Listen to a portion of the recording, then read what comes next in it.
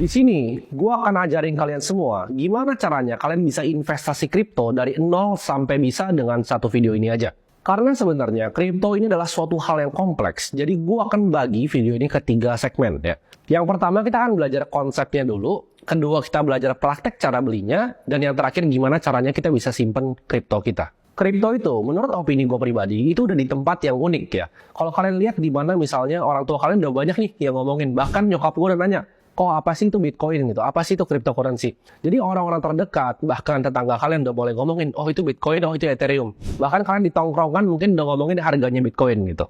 Jadi gue melihat ya, teknologi ini tuh sebenarnya sudah mainstream, di mana banyak orang yang udah mulai melek terhadap teknologi ini. Dan sebuah teknologi itu paling bagus untuk kita pelajarin di saat semua orang udah banyak yang ngomongin, udah banyak yang ngomongin Bitcoin, udah banyak yang ngomongin kripto, tapi mereka nggak ngerti sebenarnya isinya apa. Jadi udah gede nih, udah viral, tapi orang belum paham tentang teknologinya. Itu saat terbaik untuk kita mulai masuk dan kita mulai belajar. BlackRock adalah sebuah perusahaan institusi ya, asset manager dengan aset itu 10 triliun US dollar. Mereka udah mulai untuk menawarkan produk-produk berbasis cryptocurrency seperti Bitcoin. Jadi di sini sebenarnya pilihan kalian ya, bahkan perbankan di luar, semua matanya sudah terbuka. Nah ini pilihan kalian mau belajar atau nggak mau belajar. Di sini gue nggak bisa maksa kalian untuk belajar, tapi gue akan sharingkan apa yang gue tahu. Kita lihat dari awal Januari, Bitcoin itu udah naik 80% lebih ya. Kalau kita bandingkan dengan aset-aset yang lain seperti saham, seperti reksadana, seperti emas ya. Bitcoin itu jauh banget melampaui mereka semua. Ibarat nih, kalau lu mau taruh uang 1 juta dalam Bitcoin, itu jadi 1,8 juta. Dalam kurang dari waktu 6 bulan. Dibanding aset yang lain, kalau kalian taruh misalnya di saham gitu. 1 juta yang tadi kalian taruh di indeksnya saham, yaitu basket dari kumpulan saham-saham lain, itu kan justru jadi minus. Kalau kalian taruh di reksadana, mungkin nggak sampai 1,1 juta bahan uangnya. Sedangkan kalau kalian taruh di Bitcoin, uang 1 juta yang sama tadi, itu jadi 1,8 juta. Di sini gue mau cerita sedikit, gue pertama kali masuk ke dunia cryptocurrency ini di saat umur gue masih 16 tahun. Kalian bisa lihat di sini gitu kan, masih gembel banget gitu kelihatannya. Di situ gue udah banyak mengalami siklus-siklusnya ya. Jadi 2016 itu Bitcoin pernah naik, terus crash lagi 2017. Dia pernah naik lagi 2021, crash lagi 2022. Jadi gue udah kena 2 siklusnya dari cryptocurrency ini. Gue udah kebakar di koin-koin micin ya tahun 2017, di mana gue ngerasa, oh ini bagus, gue beli, rugi semua uangnya. Dan terakhirnya siklus terakhirnya gue juga masih sama ya, gue masih kena juga gitu kan, seperti Luna ya, gue kena uang gue di namanya protokol, namanya Anchor Protocol, di mana protokol ini menawarkan bunga 19% fix untuk stablecoin ya, yaitu cryptocurrency yang di-peg sama US dollar 1:1. Setelah bertahun-tahun di dunia ini, sampai sekarang portofolio gue itu 90% lebih di cryptocurrency. Jadi gue walk the talk, yang gue ajarin adalah yang gue praktekin sendiri. Konsep yang kita perlu ngerti tentang dunia cryptocurrency, kenapa ini terjadi semuanya, kita harus tarik balik dulu ya. Kita harus ngerti tentang konsep dari uang itu sendiri. Jadi kita belajar, kenapa sih adanya uang kertas ya? Dulunya koin itu dari mana? Jadi kalau kita mulai ke permulaan di awal, ada sistem yang namanya barter, di mana kita tukeran ya. Lu punya misalnya 10 apel, gua punya 1 ikan yang gede, kita tukeran. Lu kasih gua 10 apel, gua kasih 1 ikan. Tapi cepat atau lambat, manusia itu sadar bahwa ini nggak bisa nih dilakukan barter gini. Karena gini, kalau kalian punya 10 apel, tuker 1 ikan, mungkin ada yang mau. Tapi kalau kalian punyanya apel, mau tuker sama 1 rumah, mau berapa ratus, berapa ribu apel yang kalian tukar untuk rumah ini, ya kan? Jadi di situ nggak cengli. Dan problemnya dengan misalnya buat yang punya apel atau punya ikan, kalau ditukar sama rumah, mungkin proses transaksinya lama, dan begitu udah transaksi nih apel sama rumah, apelnya udah basi. Uang itu kan adalah transfer antara value. Transfer antara value. Barter kalian punya apa? Transfer value. Manusia itu ras yang pintar dan sangat cepat beradaptasi. Jadi kalau metode transfer value-nya ini lebih jelek dibanding yang baru, dia cepat untuk pindah. Habis dari pertama kali barter, kita coba untuk pakai kerang gitu. Tapi teknologi makin tinggi, kita makin banyak explore di laut, ternyata kerang itu banyak gitu kan. Nggak langka lagi, jadi nggak bisa dong pakai kerang, orang tinggal ngambil kerangnya.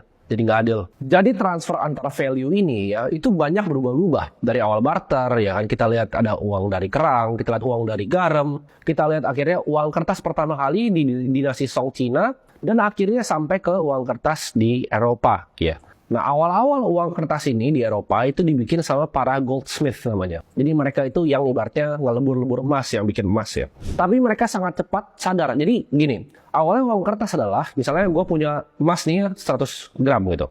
Gue kasih lu kertas bukti bahwa lu punya emas di gue nih. Gue pegangin emasnya, lu ambil kertasnya bahwa lu punya emas ini. Jadi awalnya itu adalah kontrak untuk emas. Tapi seiring berjalannya waktu, manusia kan serakah. Nah, orang-orang para yang bikin emasnya ini mikir, kalau gue bohongin dia gimana ya? Jadi gue bilang aja ini kontrak emas 100 gram kan kertas doang, emasnya nggak usah ada. Tapi gue bilangnya gue punya semuanya di sini. Jadi misalnya emasnya 3 kilo, kertas yang keluar itu 5 kilo. Terjadilah yang namanya inflasi. Ya. Jadi nilai kertasnya ini akhirnya lama-lama turun karena emasnya tuh nggak beneran ada. Nah, uang kertas ini dari zaman tadi ya, Eropa tahun 1600 sampai ke 1971 itu selalu diacukan kepada emas. Dimana kalau ada uang kertasnya, ada emasnya. Sampai 1971, Presiden Nixon itu pecahin ya, namanya the gold standard. Dimana uang kertas berbentuk fiat itu udah nggak ada lagi nih emas di belakangnya. Nah, ini celakanya. Jadi kalau kalian tanya sekarang, uang kertas itu basisnya apa? Jawabannya basisnya kepercayaan kita terhadap pemerintahan. Basisnya cuma satu, yaitu percaya bahwa ini adalah uang. Ini bisa transfer of value. Itulah kenapa kalau kita lihat ya, kalau zaman dulu yaitu bakso tuh bisa 200 perak gitu. Kenapa bahkan barang-barang kita konsumsi ya seperti rumah, jasa yang kita konsumsi seperti pendidikan, itu naiknya drastis, bisa 10-15% per tahunnya. Harga cabainya kita lihat naik terus ya. Itu yang kita bisa lihat sehari-hari di pasar. Nah, itu kenapa? Ya, jawabannya adalah karena kertas tadi dicetak oleh bank sentral kita terus-terusan tanpa basis apapun. Masalah ini sebenarnya datang dari satu hal, yaitu sentralisasi. Nah, apa itu sebenarnya sentralisasi? Itu di mana ada suatu kelompok orang yang mikir nih, oh, kita mau cetak berapa uangnya? Kita mau cetak kapan uangnya? Berapa banyak nih mau dibagiin ke orang-orang? Sirkulasinya mau berapa? Nah, ini segelintir orang yang kuasain. Lalu dari uang fiat ini, manusia itu sangat pintar. Kayak gue bilang tadi, manusia itu pintar banget kita untuk memecahkan masalah. Dari problem tadi, itu diciptakan uang-uang digital ya. Zaman dulu tuh banyak banget ya, seperti eCash ya, Hashcash ya, Adam Back. Nick Szabo juga dulu pernah bikin namanya BitGold ya. Jadi ini banyak banget udah bikin dari zaman dulu ya. Problem ini mau coba diselesaikan dari tahun 1990-an. Ini gue mau jelasin dulu kenapa konsep digital cash yang peer-to-peer itu penting banget ya. Untuk kalian bisa ngerti konsep ya, makanya segmen pertama ini gue sebut dengan konsep. Kalian harus tahu dulu kenapa digital cash itu dibikin. Karena gini, contohnya nih, misalnya gue ngutang sama kalian Rp50.000. Ya, gue ngitung Rp50.000. Lu kasih Rp50.000-nya dalam bentuk cash. Lalu besok nih gue bilang, ya udah akhirnya gue balikin nih ke lu. Kita udah beres gitu. Jadi begitu lu kasih Rp50.000 ke gue, itu kan lu ngutangin gue. Gue balikin Rp50.000, itu udah beres cash ya. Jadi itu peer-to-peer transaksinya, antara lu dan gua aja. Di situ nggak ada bank tuh di tengahnya. Jadi cuman gua balikin uang cashnya. Itu hal yang kita bisa lakukan, karena kita bisa ketemu. Misalnya nih, lu lagi di Bandung, gua di Jakarta. Gimana pertanyaannya? Nggak bisa kan? Nah, digital cash itu hadir karena masalah itu.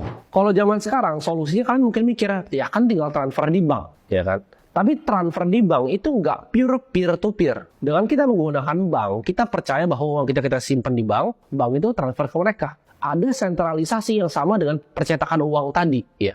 Jadi problemnya adalah pihak ketiga yang harus kita percaya. Kita harus percaya banknya transfer ke dia. Mungkin sekarang memang iya ditransfer semuanya, tapi kalau enggak bagaimana pertanyaannya?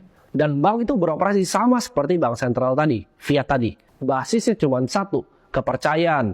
Itu kenapa satpamnya semua selalu paling ramah. Itu kenapa semua mereka invest gede-gedean di operasional untuk bikin orang terasa nyaman. Karena cuma satu basisnya, yaitu kepercayaan. Disitulah sebenarnya keunggulan cryptocurrency ini. Dimana transaksinya itu peer-to-peer. Sama kayak tadi, 50.000 yang gue kasih ke lu. Tapi bedanya kita nggak perlu ada bank di tengahnya. Bitcoin ini adalah sebuah program software yang bisa transfer value-nya cross border ya, antar benua. Kapanpun, dimanapun, untuk siapapun, berapapun. Orang bilang, tapi kan bisa pakai bank. Kalian yang tahu pakai M-Banking, kalian pasti tahu limit transfernya M-Banking kalian itu 100 juta. Kalau kalian mau transfer 2 miliar, gimana caranya? Dengan cryptocurrency ini, 2 miliar begini. Nah, itu pun antar Indonesia. Kalian gampang, misalnya BCA. Kalau BCA, BRI, ya ada admin fee-nya. Tapi kalau misalkan mau transfer, misalnya teman kalian ada yang ke luar negeri, Taiwan misalnya, gimana caranya kalian bisa transfer dari Indonesia ke Taiwan? Apakah bisa pakai bank BCA? Pertanyaan itu kan. Jadi kalau sistem perbankannya udah beda antar negara, ini udah repot nih untuk transfernya. Dengan cryptocurrency, kita nggak perlu hal itu. Nggak perlu pusing. Mau di Afrika kayak, ya. Mau di Kanada kayak, mau di Swiss. Kita bisa transfer 1 detik kayak ini sampai uangnya. Jadi kan bank itu sebenarnya udah punya sistem digital cash ini. Tapi problemnya apa sama perbankan? Problemnya cuma satu, itu sentralisasi. Jadi cuma ada satu tempat di mana mereka store semua servernya. Atau mungkin di beberapa tempat ya. Tapi kalian pernah lihat nggak? Kalau satu bank kena hack, kalian nggak bisa akses mobile bankingnya. Dan uangnya itu nggak tahu di mana. Bisa jadi bank yang dihack itu, uangnya ada yang beneran diambil sama hacker keluar, ya, dan digitnya diambil keluar, lalu mereka tambal balik. Kita nggak pernah tahu apa yang sebenarnya terjadi ketika suatu bank dihack. Buat kalian yang nggak mungkin dihack, udah banyak yang terjadi, ya. Kalian lihat kasus bank terakhir yang dihack. itu kalian nggak bisa buka aplikasi, mau transfer nggak bisa. Karena kalian percaya kepada satu sistem sentralisasi. Network Bitcoin ini diciptakan oleh